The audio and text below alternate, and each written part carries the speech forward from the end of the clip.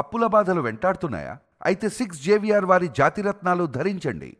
నమస్తే, welcome to మనం TV. నేను మీ ప్రియాంకర. ఈ రోజు మనతో పాటు ప్రముఖ పొలిటికల్ అనలిస్ట్ చందు శ్రీనివాస్ గారు ఉన్నారు. వారితో మాట్లాడదాం. నమస్కారం సార్. నమస్కారం అండి. సార్, ముంబై నటి, సో ఈమె విషయంలో జరిగింది ఒక్కొక్కటి తెలుస్తున్నట్టే నిజంగా చాలా బాధాకరం. ఎందుకు అంటే ఒక విధంగా చూసుకుంటే ఇప్పుడు కూటమి ప్రభుత్వం వచ్చాక ఏపీ రాష్ట్రం గురించి ఒక రేంజ్ లో చెప్పుకుంటూ పోతున్నా, కానీ ఈ రోజు ఈ అమ్మాయి విషయం ఏదైతే బయటపడిందో ఇప్పుడు అందరికీ సిగ్గుచేటు. ముఖ్యంగా పోలీసు వ్యవస్థపై ఉన్న నమ్మకాన్ని కోల్పోయే పరిస్థితికి వచ్చేసింది. అసలు ఏంటి, ఎట్లా చూస్తారు దీన్ని? డెఫినెట్గా అంటే ఆడపిల్లలకి రక్షణ లేదు అని చెప్పి అనటానికి, దాన్ని ఏ విధంగా గత ప్రభుత్వంలో అన్యాయం జరిగిందని చూపించడానికి ఇప్పుడు కూటమి ప్రయత్నం చేస్తుంది అనేది అనుకోవాలి. ఎందుకంటే గత ప్రభుత్వంలో జరిగిన అన్యాయం ఆమె ఎవరు చెప్పుకోలేని పరిస్థితి. 40 రోజులు ఆమెని వాళ్ళ కుటుంబాన్ని ఒక గెస్ట్ హౌస్ నిర్బంధించి ఆమె జైలుకు పంపించి నా తీరు అనేది అది ఎవరూ ఆహ్వానించదగ్గ పరిణామం కాదు. అది మంచిది కాదు.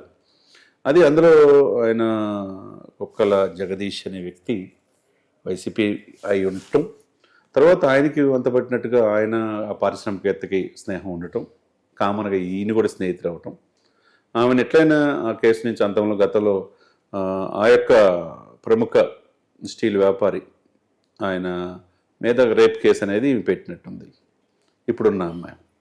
దాని నుంచి తప్పించుకోవడం, దాని నుంచి రాజీ చేయడానికి వీళ్ళందరూ ప్రయత్నం చేసే భాగంలో ఆంధ్రప్రదేశ్ సంబంధించిన పోలీసులు ఎవరైతే ఉన్నారో వాళ్ళు, ఈ విద్యాసాగర్ ఇప్పుడు తెర మీదకి వచ్చిన పేర్లు. మరి తెర వెనక ఎవరున్నారో కూడా చూడాలి.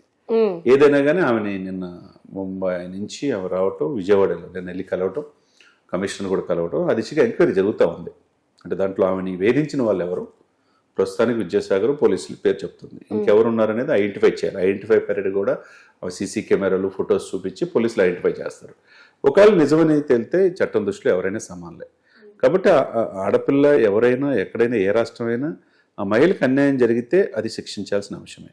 ఇప్పుడు మహాత్మా గాంధీ గారిని ఏం చెప్పారు, అర్ధరాత్రి ఆడపిల్ల ఎప్పుడైతే స్వతంత్రం వెళ్ళకూడదు నిజమైన స్వాతంత్రం అన్నాడు. మరి ఆ విధంగా ఉందా అంటే మనం మొన్న కలకట్టా సంఘటన చూసాం. ఇప్పటి వరకు క్లారిటీ లేదు ఆ అమ్మాయి విషయంలో.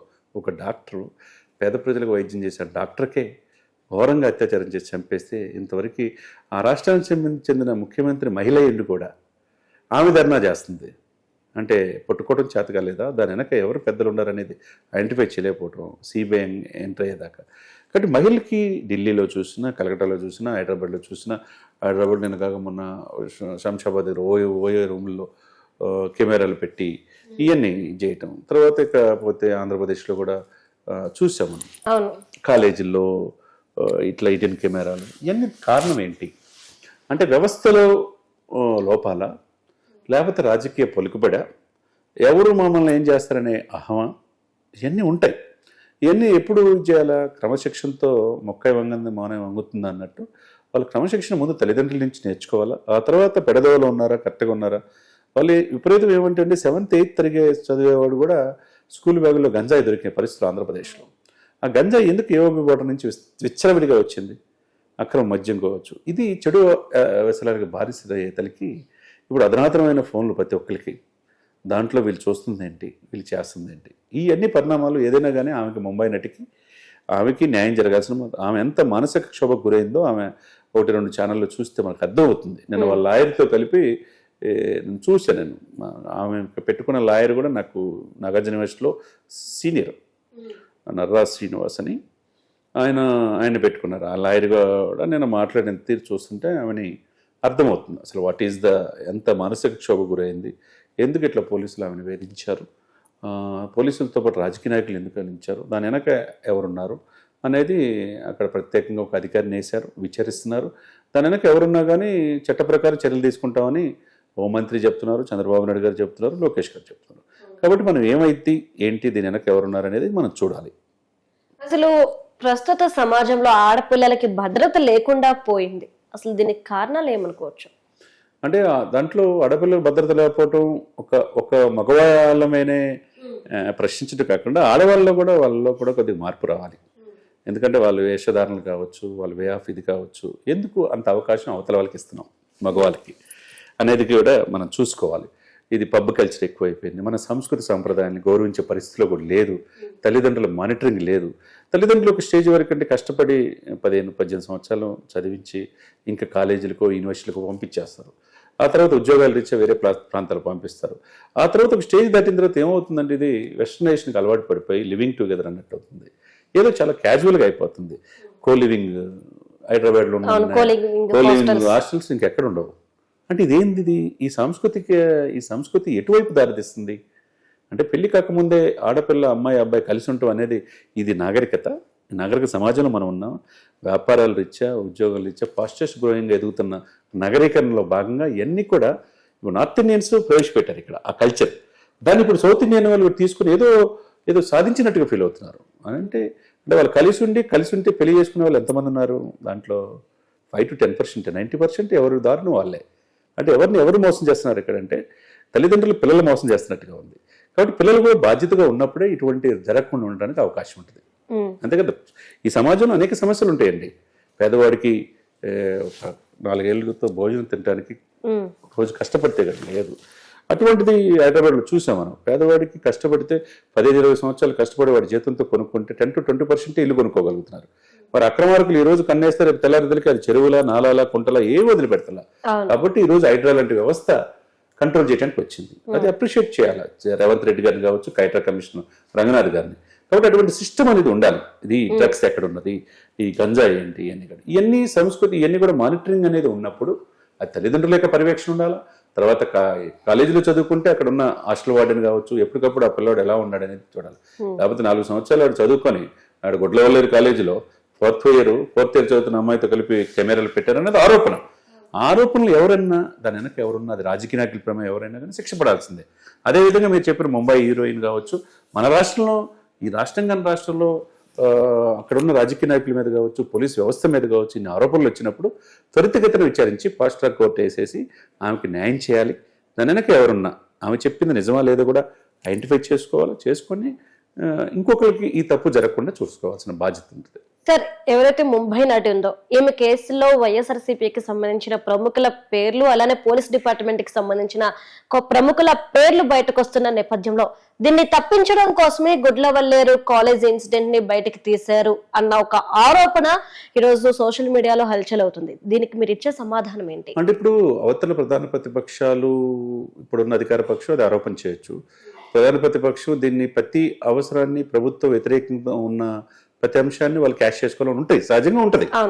ప్రతిదానికి ట్రోల్ చేస్తారు. ఏది చిన్న విషయంలో కూడా పవన్ కళ్యాణ్ గారికి చంద్రబాబు నాయుడు గారికి గ్యాప్ తేవాలని, పవన్ కళ్యాణ్ గారు లోకేష్ గారికి గ్యాప్ తేవాలని శతవిధాల ప్రయత్నం చేశారు. ఇప్పుడు వరకు జరగలే, మంచి పరిపాలన సుపరిపాలన దిశగా వెళ్తుంది. కాబట్టి వాళ్ళు ఆరోపించినంత మాత్రాన దానికి దీనికి ముడిపెట్టడం అనేది సహేతుకం కాదు. అది ఎంత ప్రాధాన్యత ఇచ్చారో ఈ పిల్లల భవిష్యత్తు కూడా అదే ప్రాధాన్యత ఇవ్వాలి. పోలీస్ వ్యవస్థ చాలా ఉన్నది కాబట్టి ఆ పర్టికులర్గా ఇంటర్వ్యూ చేస్తున్న ఏసీపీ ఎవరిని వేశారు, వాళ్ళు విచారిస్తారు, కోర్టులో వెళ్తారు, దానికి ఎవరెవరు ఉన్నారని విచారించి వాళ్ళు శిక్షిస్తారు. అదే సమయంలో దానికి ఎంత ప్రాధాన్యత అయితే ఇచ్చారు, వేరే రాష్ట్ర మహిళల కోసం ఆంధ్రప్రదేశ్లో అన్యాయం జరిగిందంటారు, దాని ఎంత ప్రాధాన్యత ఇచ్చారు. గుడ్లవల్లేరులో ఆడపిల్లల భవిష్యత్తు 5,000 మంది, సొంత రాష్ట్రం 5,000 మంది చదువుకుంటున్నారు. అక్కడ 300 మంది అమ్మాయిల భవిష్యత్తును ఆరోపిస్తున్నారు. అది నిజమెంత? త్వరితగతిన విచారించారు. కొంతమంది ఆరోపణలు ఏంటి, మీరు అన్నట్టు ప్రధాన ప్రతిపక్ష హోదా లేకపోయినా కానీ వైసీపీ ప్రభుత్వం ఆరోపించింది ఏంటి, విచారించకుండానే ఎలా ఆడపిల్లలకి ఇది జరగలేదని మీరు అంటారు, మీరు నిర్లక్ష్యం అని చెప్పి అన్నారు. ఆ ఆరోపణలు రాకుండా చూసుకోవాల్సిన బాధ్యత ఈ ప్రభుత్వం అనేది. ఎవరున్నా దీని వెనక ఏదో సింపుల్ గా కొట్టి పారేయాల్సిన అంశం కాదు. గుడివాడ ఎమ్మెల్యే గారు చెప్పినట్టుగా ఇదేదో చిన్న నలుగురికి సంబంధించిన విషయం అనేది అక్కడ కనపడతల్లా. పిల్లలు వేరేగా ఆల్రెడీ ఎక్స్ లో పోస్ట్ చేసి పవన్ కళ్యాణ్ గారికి, చంద్రబాబు నాయుడు గారికి అందరికీ చేసి మాకు అన్యాయం జరుగుతుంది అన్నారు. మరి మా ఆడపిల్లలు ఎవరు మాకు అన్యాయం జరిగిందని బహిరంగ చెప్పరు కదా. వాళ్ళ పిల్లలు, వాళ్ళ తల్లిదండ్రులు కూడా ఆవేదన వ్యక్తం చేస్తారు. కాబట్టి ఏం జరిగింది దీని వెనక? అంత తేలిగ్గా ఏదో నలుగురికి కాదు. లేకపోతే ఇంత వారం ముందే కంప్లైంట్ ఇచ్చాం, ఎవరు చర్యలు తీసుకోలేదు అంటున్నారు.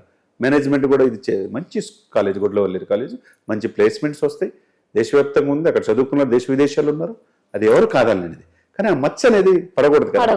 ఆ పడకుండా దీని వెనక ఎవరున్నా, వాడు ఎంత పోటుగాడైనా, ఎంత రాజకీయ ఇదున్నా కానీ పార్టీలకు అతీతంగా ఏ పార్టీలో ఉన్నా వాళ్ళని శిక్షించాల్సిన అవసరం ఉన్నది. అంటే ఇప్పటి వరకు మనం ఏ కేసు చూసినా గానీ ఆడవాళ్ళు ఎక్కువ ఇబ్బంది పడుతున్నారు, ఆడవాళ్ళకి అన్యాయం జరుగుతుంది అంటే ఎక్కువగా మగవాళ్ళ పేర్లే మనం వింటూ ఉన్నాం. కానీ గుడ్లవల్లేరు కాలేజ్ విషయానికి వచ్చేసేపటికి ఒక అమ్మాయి ఇంతమంది అమ్మాయిల విషయంలో ఇలా చేయడం అనేది దీన్ని ఎలా చూడాలి అంటారు? అదే ఇప్పుడు నేను అనేది ఏంటంటే మహిళలకి స్వేచ్ఛ ఉంటుంది, వాళ్ళకే ఫస్ట్ ప్రయారిటీ ఉంటుంది. చట్టాల్లో న్యాయంలో కూడా ముందు ఆడపిల్ల మాట వింటారు. అదే సమయంలో మేము ఏది చెప్పినా కరెక్ట్ అనే ధోరణిలో వాళ్ళు ఉండటం వల్ల ఈ పరిస్థితులు ఉంటాయి. ఇప్పుడు ఆడవాళ్ళకి ఇప్పుడు 300 మంది భవిష్యత్తుని ఏ విధంగా ఒక బాయ్ ఫ్రెండ్ కోసం నువ్వు పెట్టగలవు? ఒక ఆడపిల్ల అది తప్పు కదా. నువ్వు 4వ సంవత్సరం చదువుకున్నావు, నీకు ఫ్యామిలీ ఉంది, నీకు తల్లిదండ్రులు ఉన్నారు, కష్టపడి చదివిస్తున్నారు. 4th ఇయర్కి వచ్చి నువ్వు వెయిట్ చేసిన కరెక్ట్ అనుకుంటే అది తప్పు కదా. అంతే కదండి. ఆమె ఎవరు కెమెరాలు పెడతానికి? ఆమె మీద ఆరోపణలు లేకపోతే ఇదే నిప్పులేంది పొగరాదన్నట్టుగా అండి. అక్కడ ఆరోపణలు లేకపోతే చూడకపోతే ఎందుకు వాళ్ళు ఆవేదన వ్యక్తం చేస్తున్నారు? అంతమంది వర్షంతో మొత్తం ఆడపిల్లలు బయటకు వచ్చి మాకు అన్యాయం జరిగిందనే భావంతోనే కదా.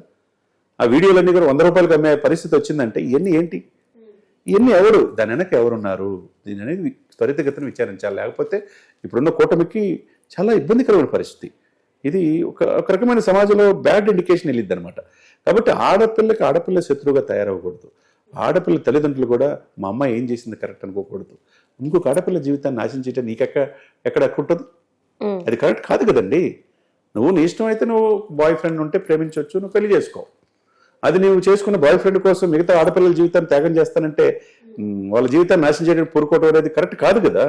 ఇది మన సమాజం కాదు ఇది. కాబట్టి వీళ్ళు కూడా నేర్చుకోవాలి. మేమేంటి మూలాలు మర్చిపోకూడదండి. తన కుటుంబం తన తల్లిదండ్రులు ఎంత కష్టపడి మనం చదివిస్తున్నారు, మనం ఏం చేయాలి, మనం నెక్స్ట్ జనరేషన్ మనం ఏమిస్తాం అనేది ఉండాలి.